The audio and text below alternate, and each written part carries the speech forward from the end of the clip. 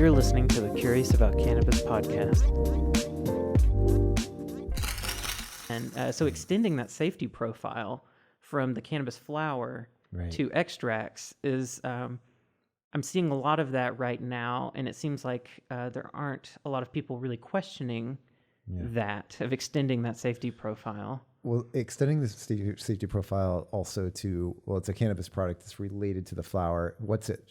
How does it show up for a 15-year-old who eats 100 milligrams of THC in an edible, right? Psychologically, right? How does that show up? And not only one, you're talking about novel products with concentrates, but also how that alters the entourage effect and how all the cannabinoids work together in the system, in a biological system. All that is part of it, which we can't even. We're not quite there yet in our level of understanding. Oh, right, yeah. And what I would say with this, it's like, there's nuance to it, right? There's nuance to this entire conversation around cannabis, but people love things in kind of, we're in this time where it's kind of like, we get our information from a headline on social media, let alone going to an article that wrote about, that came up with that headline, right. And then let alone going to the research article that informed that pop culture article. It's not really happening. Everything is kind of like this.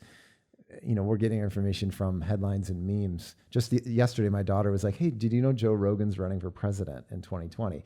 I was like, "That's not happening." She's like, "I saw a meme about it." I'm like, "Oh my gosh, please do not get your information from memes."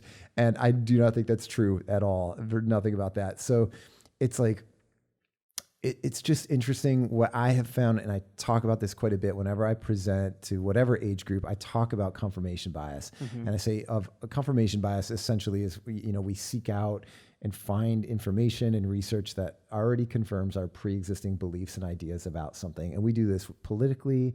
We do it with a lot of things. Cannabis is really prominent with that. What I found that people who are really pro are only pro, and it's really hard for them to really hear.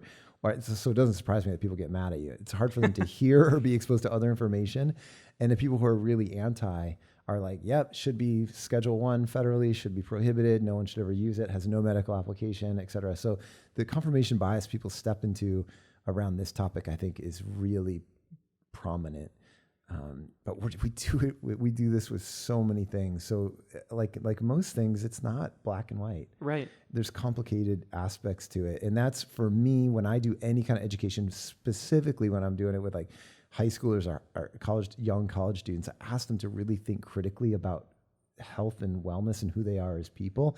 That to me, it's like, I have this flow chart that I have, if you're making a decision about substance use, and it's just all these questions that no one ever, I don't think a lot of times we're asking young people to think about, where am I at mentally, physically, and socially in my health right now? How will this decision I'm making impact that? What's the purity? What's the dosage? Who am I going to be with? What's my mindset going into it? What's the setting I'm going to be around? What would the people in my life who love and care about me feel about the decision I'm making? What impact could this have on my life in general, good, bad, or indifferent? Like just run through a series of questions for them to really process this and think about it. Because so much of this now, we have to keep encouraging people to think critically about their decision-making and their life and their health, and not just kind of get on a team and say, that's the team I'm on, I'm going with it.